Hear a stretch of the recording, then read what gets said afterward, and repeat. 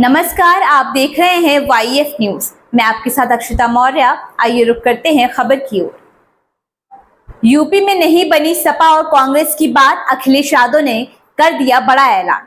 बोले, संविधान बचाना है। इंडिया ब्लॉक के सहयोगी समाजवादी पार्टी और कांग्रेस के बीच सीट बंटवारे को लेकर चल रहा सस्पेंस बुधवार देर रात उस समय सुलझ गया जब सपा प्रमुख अखिलेश यादव ने एक्स पर एक पोस्ट के जरिए घोषणा की कि पार्टी के उम्मीदवार आगामी उत्तर प्रदेश उपचुनाव में सभी 9 विधानसभा सीटों पर सपा के चुनाव चिन्ह पर चुनाव लड़ेंगे।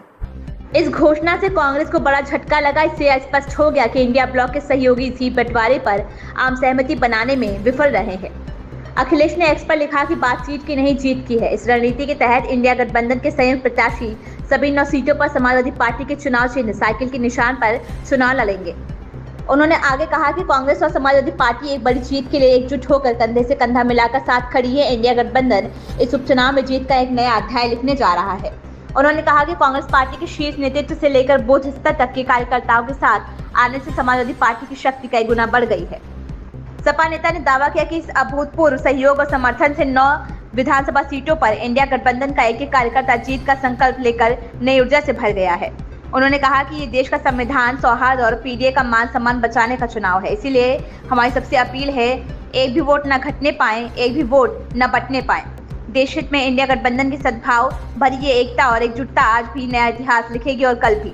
वहीं आज राहुल गांधी के साथ फोटो साझा करते हुए अखिलेश ने लिखा कि हमने ये ठाना है, संविधान, आरक्षण, सौहार्द बचाना है। बापू बाबा साहेब लोहिया के सपनों का देश बनाना है। कांग्रेस और सपा दोनों नेताओं ने दावा किया था कि सीट बंटवारे को लेकर बातचीत कई दिनों से चल रही थी। हालांकि सिद्दीकी के नामांकन ने कांग्रेस के चुनाव लड़ने की संभावना को खत्म कर दिया।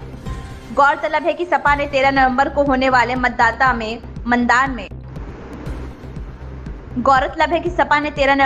वाले मतदान में से 9 विधानसभा सीटों में से 7 के लिए उम्मीदवारों की घोषणा पहले ही कर दी थी। कांग्रेस के लिए केवल खैर और गाजियाबाद कैंट सीट ही छोड़ी थी। हालांकि कांग्रेस पार्टी ने इन दोनों सीटों पर चुनाव लड़ने में अनिच्छा व्यक्त की है, क्योंकि इन्हें सत्तारूढ़ भाजपा का पारंपरिक गढ़ माना जाता है, जहां इस पुरानी पार्टी की जीत की संभावना बहुत कम है।